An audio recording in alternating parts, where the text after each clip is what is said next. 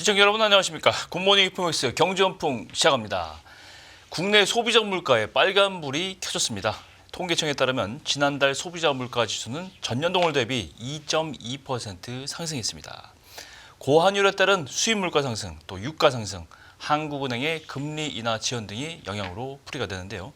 물가 불안 우려와 관련해서 상상인증권 리서치센터 신할 팀장님 모시고 알아보겠습니다. 어서 오십시오. 네, 안녕하세요. 어서 오세요.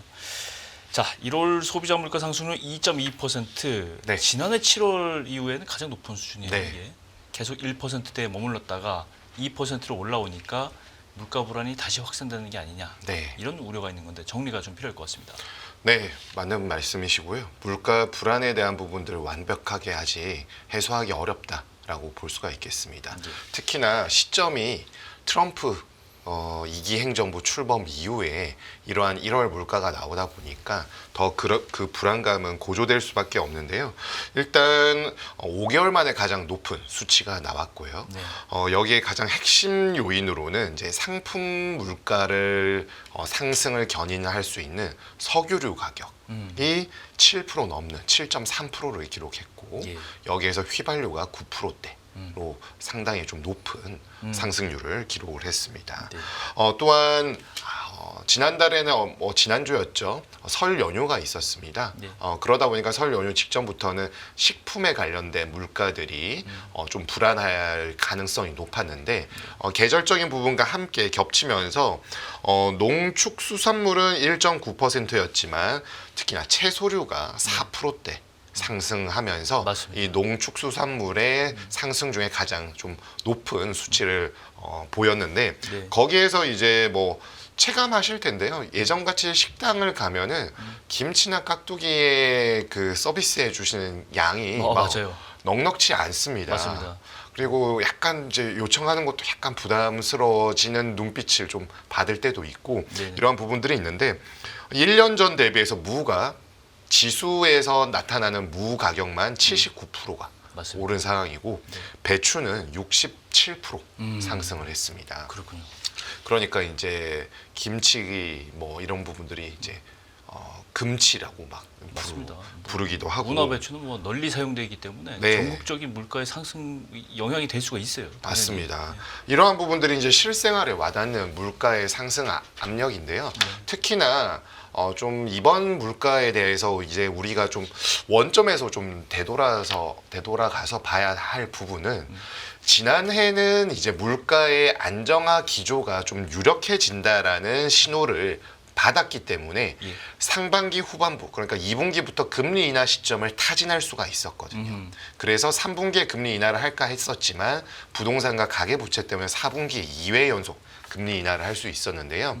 그렇게 내려왔던 물가에 대한 이제 기저효과가 오히려 물가의 하방보다는 오름폭의 확대로 갈 수 있는 개연성들을 좀 유심히 살펴봐야 하겠고요. 특히나 물가 지표에서 그동안의 안정화를 보였었던 근데 가장 일조를 했었던 것들이 개인 서비스 물가입니다. 개인들이 이제 서비스에 관련된 지출하는 물가를 생각하시면 되겠는데요. 이 부분이 2%대까지 떨어졌다가 다시 3.5%로 올라갔습니다. 국내에 관련된 소비에 관련된 부분과 가장 직결이 되겠고 또한 개인 서비스 물가 연동이 되는 이제 개인들이 느끼는 소비자 기대 인플레이션은 지금 2% 후반에서 아직 떨어지지가 않고 있습니다.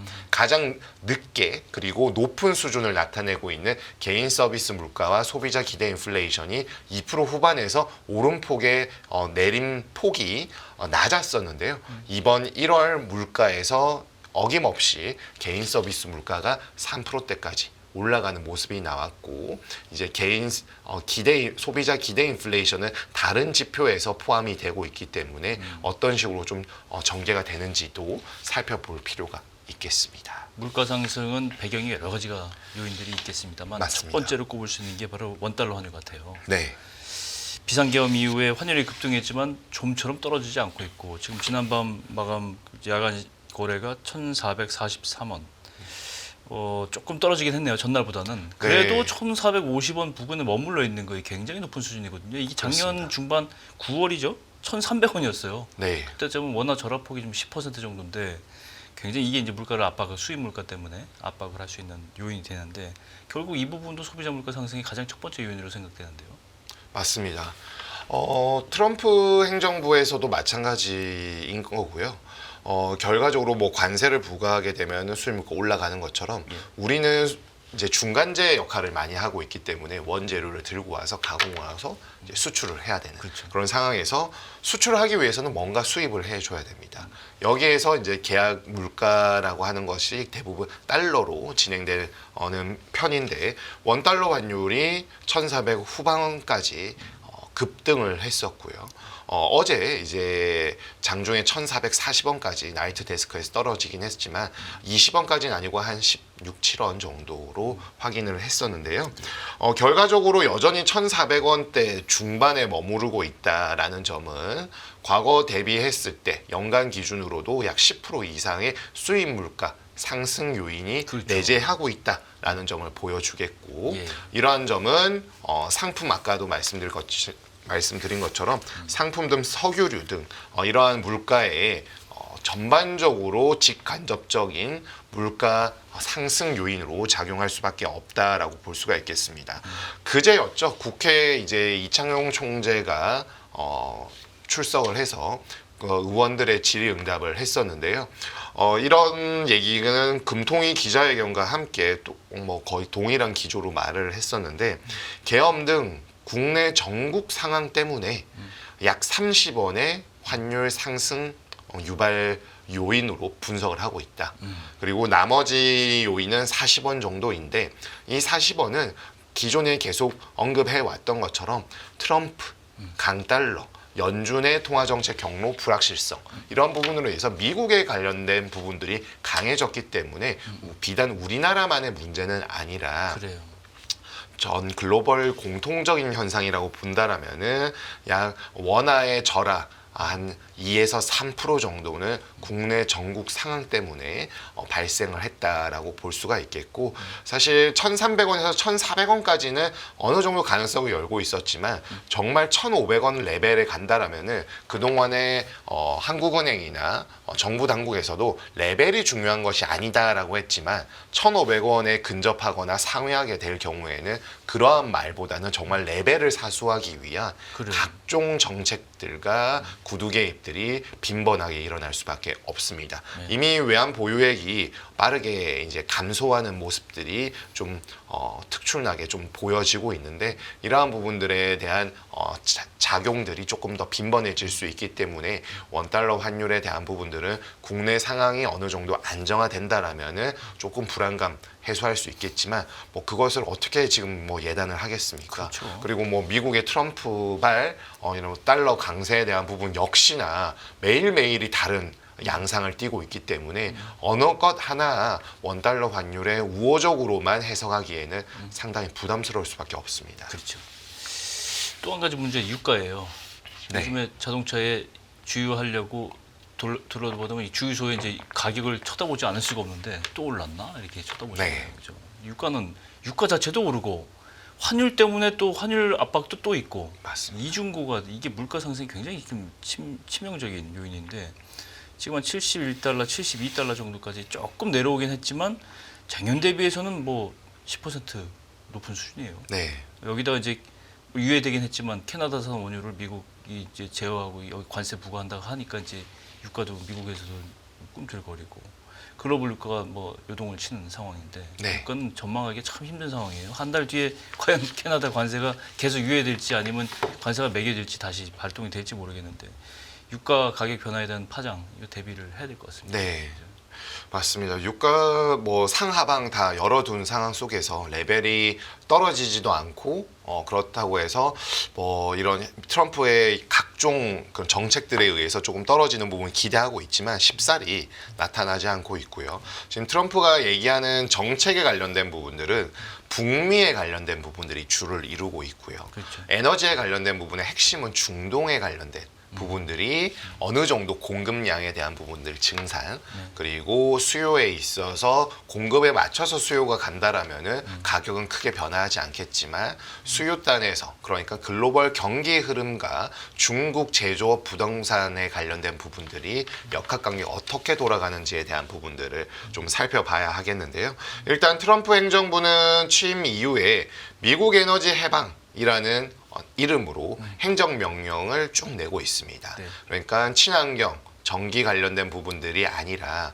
전통적인 에너지를 생산을 더 독려해주는 네. 규제를 완화해주고 이러한 부분들은 미국 내에 해당하는 것들이 되겠고요. 그렇죠. 다른 이제 수입산에 대해서는 관세를 하는 동시에 사우디로 대표되는 오펙과는 좀 유연한 관계 설정을 해서 좀 더 증산이 되어서 에너지 가격의 상승을 좀 막겠다라는 생각을 하고 있는 것으로 보여지고요.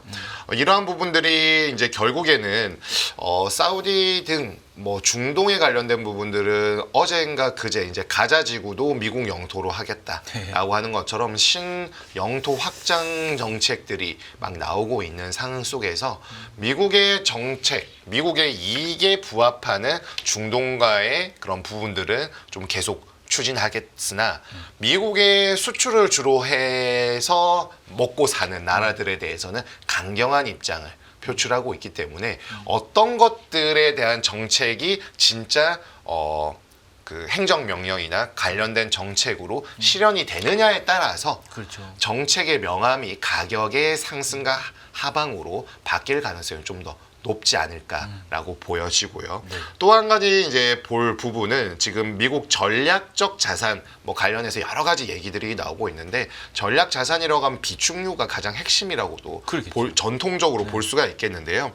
24년 연말이 3.9억 배럴 정도가 있습니다. 미국에. 네, 최근 24년도 들어서는 올라오긴 올라왔습니다만은 77년부터 24년의 연평균 전략 비축유의 재고는 5.8억 배럴, 약 6억 배럴 정도입니다. 그러면은 약 지금 6억에서 4억 정도니까 좀 부족하네요. 한 65% 정도에 불과한 상황인 것이죠. 많이 부족하기 때문에 이러한 부분을 더 채워서 우리가 이렇게 에너지에 대해서도 해방을 할 수 있다라는 점이고 더 생산을 해라. 이런 것들을 나타내고 있는데요.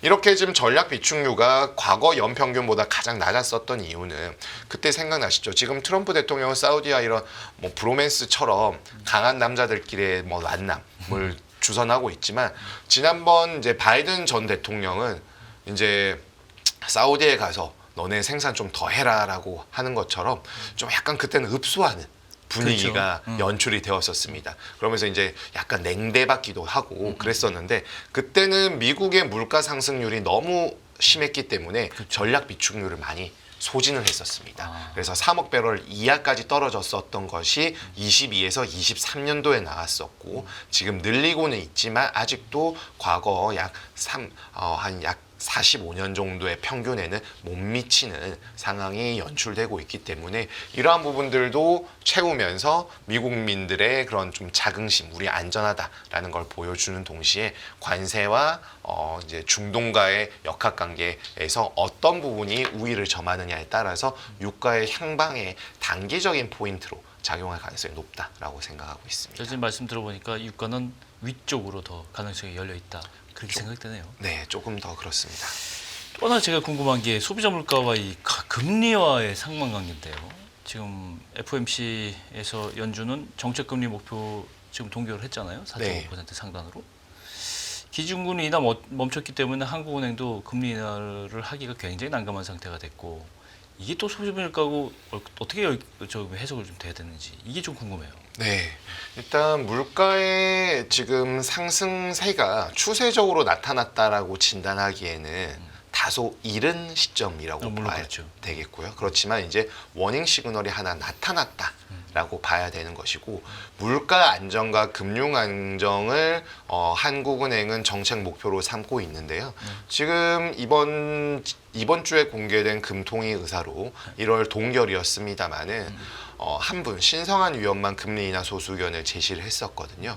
근데 그럼에도 5분의 금통위원도 금리 동결은 해야 되겠지만 국내 경기와 소비, 민간에 대한 그런 경기 급냉에 관련된 부분들에 대한 우려를 상당히 표출했기 때문에 이런 이번에 물가 한 번으로 금리의 동결 기조가 더 이어진다라고 해석하기보다는 지금 다음 달 말까지 이번 달이죠. 이번 달 말까지 이어지는 각종 지표들에 대한 경기 급냉 신호가 조금 완화가 될 수 있는지가 나온다라면은 물가의 상승 요인과 함께 동결에 대한 가능성이 높아지겠으나 지금 쉽사리 국내 경기에 대한 개선되는 지표를 좀 찾기가 어렵다라고 볼 수가 있겠습니다. 특히나 1월 수출 마이너스 전환되었고요. 네네. 산업 생산에서 나오는 소매 판매액 24년도 마이너스 2.2% 기록했습니다. 카드 대란 사태였었던 2003년도가 3.2%였었는데요. 21년 만에 가장 낮은 수치인데 이 부분이 생각해 보시면은 작년도 연중 내내 한국은행과 기재부 등 정부 당국은 소비 곧 살아날 거다라고 진단을 했었습니다. 맞아요.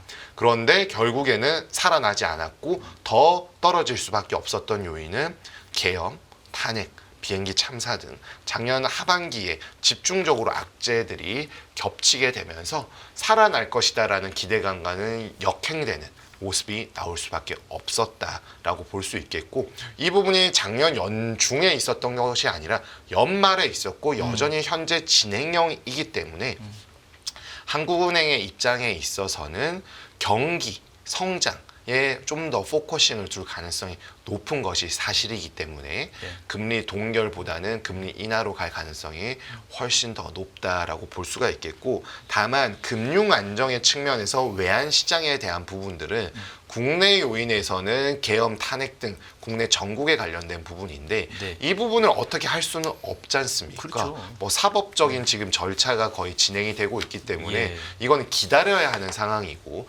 결국에는 트럼프 발 강달러에 대한 모멘텀이 피크 아웃을 했다라면은 원달러 환율의 추가 상승 가능성을 제어해 줄 수 있기 때문에 어떻게 보면 좀 대외 의존적인 부분들이 더 나올 수 있다라고 판단하고 있습니다.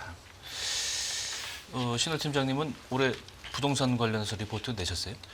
지금 2월 5일 어제자에 12월 주택 통계가 완성이 되었습니다. 네. 그래서 이제 그를 토대로 이제 이번 달에 발간을 지금 거의 어느 정도 중간까지 했고 어제 이제 데이터를 보고 좀 준비를 하고 있습니다. 거기에 들어가 있겠네요. 네. 부동산 시장이 과연 이 물가 요인과 어떻게 맞물려 들어가는지.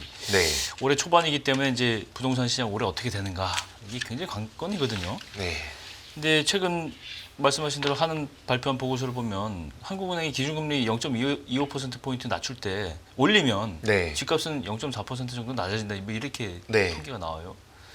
그럼 어떻게 해석을 해야 됩니까? 금리 하방 기대감이 줄어들면 집값 약세 가능성이 더 높아진다는 얘기인가요? 그렇죠. 금리를 안 내리게 되면은 주택 가격의 상승 모멘텀이 발현이 안 될 가능성이 높다. 올려버리면 주택 가격이 떨어진다. 이렇게 네. 봐야겠네요. 네. 그런데 지금 금리를 올리는 가능성에 대한 가능성은 뭐 거의 없다고 없다고 봐도 봐야죠. 무방하고 네. 연준 역시나 금리를 몇 번 내리느냐이지 연준에서도 금리를 동결하거나 인상하겠다. 리바운드 할 리는 없잖아요. 네, 솔직히. 그렇기 때문에 한국은행 역시나 금리를 내릴 가능성이 높다라고 보여질 수 있겠고 이번에 이 단어를 그 거시 경제 모델을 이제 발표를 했는데 한국형 대규모 중구조 거시 경제 모형이라고 했고 BOK 룩이라는 영문 명칭을 달았더라고요. 그러니까 앞을 이제 보겠다 전망 모델로 이러한 부분들을 나타내서 GDP, CPI 그리고 주택 가격 등을 이제 모델을 통해서 일반적으로 분석을 해 놓았습니다. 그래서 이번에 이제 기준금리를 25bp를 올리면은 집값이 0.4% 낮아지는 것이기 때문에 내리게 되면은 0.4% 정도 상승할 가능성이 있다라고 그러네요. 볼 수가 있겠고 지금 저희가 판단했을 때에는 각종 뭐 이런 매크로 환경과 가격에 대한 지불 능력 그리고 지금 가계 부동산 규모와 평균 주택 가격에 대한 밸류에이션을 등을 고려했을 때에는 25년 국내 주택 가격은 평균 2% 정도 상승할 수 있다라고 보여지고요. 이러한 부분들은 결국에는 매크로 환경이 이제 22에서 23년도에 금리 인상과는 대조적인 금리 인하 국면으로 접어드는 것이 되겠고, 또한 그 다음으로 우리가 볼 수 있는 부분은 10년 전과 비슷한데요. 주택시장의 침체기가 도래했을 때에는 각종 세제 혜택, 금융 완화 정책 등이 표출이 되게 됩니다. 지금 당정 협의회를 통해서 아직 실현된 것은 아니겠지만 지방 미분양을 대응해야 된다. 양극화가 너무 심화되고 있기 때문에 그렇죠. 금융위를 대상으로 지방 관련된 부분들은 DSR을 완화해 달라라고 했고요. 또한 CR 리츠라고 해서 이제 펀드를 통해서 지방 미분양 단지를 펀드가 통째로 매입을 한 다음에 민간으로 임대를 해주고 지방 부동산 시장의 사이클상으로 이제 하락 기조에서 벗어나서 회복과 상승으로 되었을 때에는 민간 리츠 펀드가 이제 매각을 할 수 있게 해주는 부분이 작년도 1월 달에 정책이 나왔는데 네. 이제 살 사람과 팔 사람의 가격 이견이 있지 않습니까? 그렇죠. 그래서 집행이 안 되었거든요. 그래서 지난 8월에는 이걸 활성화하겠다라고 했었는데 아직 사례가 없군요. 그러니까. 네, 올해 이제 당정 협의회에서는 이제 상반기에 출시를 하겠다라고 할 정도로 지금 아직 진전이 안 되고 있습니다. 그렇죠. 근데 이걸 이제 진전시키겠다라고 하니까 금융위에서 보도 자료를 내서 다각도로 검토를 해야 되기 때문에 DSR 완화에 대해서 아직 확정된 바 없다라고 했으나 지난 10년 전과 이제 비슷한 것들이 이런 정책들이 나오기 시작했다. 그럼 정책의 효과가 금리 인하와 같이 맞물려 돌아갈 수가 있겠고요. 마지막으로는 이제 공급에 대한 부분들인데요. 기준금리 인하에 대한 부분들을 이제 확인을 하게 되면 벌써 2번이 되었지만 여전히 높은 수준이고 좀 더 내려가게 된다라면은 가격보다는 심리에 먼저 선반영이 될 가능성이 높습니다. 특히나 여기에서는 전국 주택 시장이 다 개선되겠지만 광역시 등 지방보다는 수도권이 좀 높겠고요. 과거 15년 동안 데이터를 돌려보니까 금리가 내려가게 되면은 이제 심리가 개선되는 상관관계는 0.8 정도 나왔습니다. 즉 금리가 올라가게 되면 심리가 내려가고 금리가 내려가게 되면 심리가 올라가는 부분들이 역의 상관관계이니까 그러면 금리가 내려가면은 심리가 올라가게 되는데 이 부분이 광역시가 0.7 정도인데 수도권은 0.8이기 때문에 수도권에서 먼저 나타날 개연성이 금리에 더 민감하겠네요. 부동산 시장은. 네, 수도권에서. 맞습니다. 마지막으로는 입주 물량과 같은 부분인데 25년도에 준다라고 하지만 26년도에 좀 더 주는 상황이고 25년도에 주는 지역들을 좀 픽을 한다라면은 그쪽 지역에서 먼저 턴어라운드 할 수 있는데 경기도가 서울과 인천보다는 좀 더 빠를 것으로 보여지고요. 특히나 그동안 미분양의 무덤이라고 불려졌던 대구 지역의 물량 급감이 지난해부터 상당히 빠르게 진전이 되고 있습니다. 그렇군요. 이러한 부분들을 좀 보시는 것들이 필요하겠습니다. 질문 드린 김에 이 부동산 시장은 굉장히 심리 싸움이 치열한 시장이잖아요. 네, 지금 그렇습니다. 여의도의 시기에는 굉장히 빨리 돌아가고 있는데 네. 조기 대선이 빨리 치러지고 나면 이후에 지금은 관망하면서 굉장히 분위기가 냉각된 상태인데 그 이후의 부동산 시장은 이런 심리적인 영향도 좀 있겠죠. 맞습니다. 지난 박근혜 정부의 탄핵 때도 살펴보게 된다라면은 16년도 중반부부터 박근혜 정부의 규제 완화책이 규제책으로 서서히 바뀌기 시작했었어요. 그랬다가 박근혜 정부 탄핵이 되면서 그 16년 말 17년 초까지 냉각이었다가 이제 17년 초중반에 문재인 정부가 탄생을 하게 되죠. 그때 다시 화랑으로 바뀌게 되는데 정책의 색깔도 있겠지만 일단 심리가 냉각이 되었다가 응집되어 있던 그 힘이 표출되었을 때에는 심리의 쏠림 현상을 나타내고 있기 때문에 가격의 변동성을 자극할 가능성이 좀 더 높다라고 보여지겠고요. 그렇다고 해서 무조건 부동산 시장이 살아나느냐 이 부분은 쉽게 예단하기는 좀 어렵겠습니다만은 최소한 바닥은 지날 가능성이 좀 더 높다. 불확실성이 좀 해결되니까. 네, 불확실성이 해소가 되고 22년 대비 23년, 24년 거래량이 주택 매매 시장의 거래 거래량이 계속 10%대 그리고 20에서 30%대씩 늘어나고 있다라는 점은 바닥은 다지고 있다라는 점 보여주고 있기 때문에 올해 역시나 거래량의 회복이 일정 부분 수반이 될 가능성이 높다라는 점을 감안할 때 좀 턴어라운드를 할 가능성이 점진적으로 높아질 것이다. 뭐 이 부분은 비단 부동산뿐만 아니라 금리 인하가 된다라고 했을 때에는 주식이든 채권이든 다양한 자산에 일단 유동성이 회수가 되었다가 조금 풀릴 수 있다라는 기대감이 있는 정도로 보게 된다라면은 어느 쪽에서 이 부스트업이 될지는 사실 좀 더 지켜봐야 되겠지만 부동산 시장 역시나 심리에 대해서는 긍정적으로 영향을 미칠 가능성이 높다라고 보여집니다. 오늘 우리가 이제 물가 불안에 대한 문제, 그다음에 미국발 인플레이션 문제 이런 걸 다 찾았는데 마지막으로 제가 네. 시간은 좀 없지만 질문 하나 더 드리고 싶은 게 지금 최근에 이제 단기채 국채 관련돼서 미국채도 그렇고 우리나라 국고채도 그렇고 단기물에 대해서 개인 투자자들의 투자가 굉장히 활발해지고 있어요. 네. 앞으로는 잘 모르겠고 단기적으로 안전자산을 좀 찾아서 이 자금이 머니 무브가 되는 거죠. 네. 이 단기 채권 찾는 특히 미국 단기 채권 찾는 개인 투자자들을 위해서 전략을 좀 세워주신다면 한 말씀 해주세요. 네. 지금은 이제 트럼프의 정책을 좀 더 관망을 해야 되기 때문에 연준의 시계가 좀 짧아졌습니다. 중장기적으로 어떤 우리의 입장을 보여주는 것이 아니라 정책의 나비 효과들을 분석을 해서 네. 대응할 가능성이 높아졌기 때문에 채권 시장의 수익률을 높이기 위한 듀레이션이 긴 장기채와 초장기채에 대한 베팅 성향들이 좀 완화될 수밖에 없게 되겠죠. 그리고 트럼프 트레이딩으로 인해서 전반적인 금리 레벨들이 3%대에서 4% 중반, 초중반으로 올라왔지 않습니까? 이러한 부분들에 있어서도 이제 저가 매수 그리고 캐리 확보에 대한 가시성이 좀 더 높아졌기 때문에 단기채에 대한 수요가 늘어나는 것으로 볼 수 있는데요.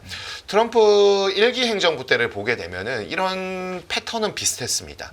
그러면은 성장과 물가가 올라가 주면서 장기채가 더 안 좋고 단기채만 연준의 정책과 연동이 되면서 움직여야 하는데 그때도 트럼프 행정부 출범 이후부터는 장단기채 모두 떨어졌었고 강달러의 레벨이 완화가 되었었거든요. 반드시 미국 지수가 되돌림이 되는 네. 것은 아니겠지만 그죠. 장기채 금리 지금 설 이전보다 약 20bp 이상 떨어졌습니다. 그렇기 때문에 단기채에 대한 쏠림 현상이 나타났을 때에는 어떤 부분에 있어서 단기채도 조금 이제 다른 측면에서 봐야 되겠고 장기채에 대한 시선을 소외했다라면은 이제 장기채 금리 사람들의 두려움이 높아졌을 때 들어갔다라면 이미 조금 수익률을 높일 수 있었던 기회가 약 한 열흘 정도 있었는데요.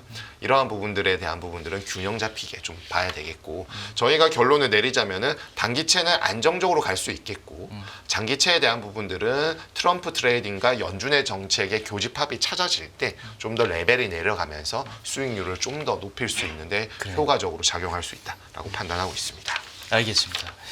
네, 오늘 상상인증권 신월투자전략팀장 모시고 물가와 금리 동향까지 싹 알아봤습니다. 오늘 말씀 고맙습니다.